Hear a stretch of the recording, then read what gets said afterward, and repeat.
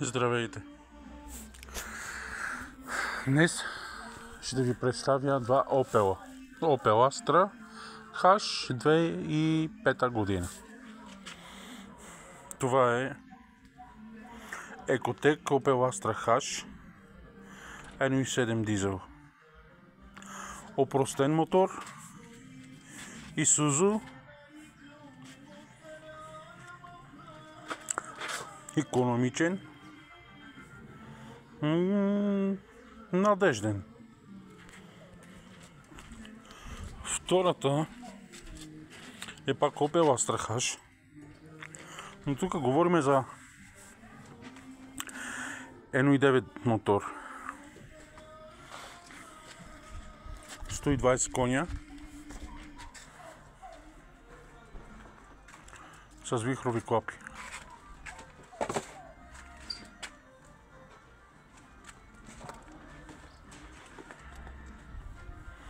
Така че този мотор много пъргав, но повече екстри има 6-та скорост, има повече датчици, но си заслужава този 1.9 е по-добрият. Това е италиански мотор. Разликата между този мотор и този мотор мога да кажа, че е голяма. На пръв поглед изглеждат еднакви като купе и ги дали няколко 1.7, 1.9. Но огромна е разликата. Имам я и тази 1.7, имам я и тази 1.9. Но ви препоръчвам 1.9, защото е много бърза. 120 коня е. Вихровите клапи са проблемни, но могат да се реставрират или да се махат. Вече как желая клиента.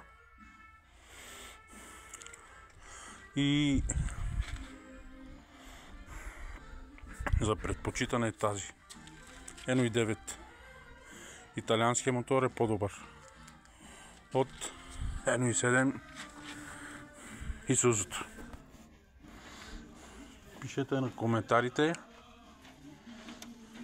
вашето мнение.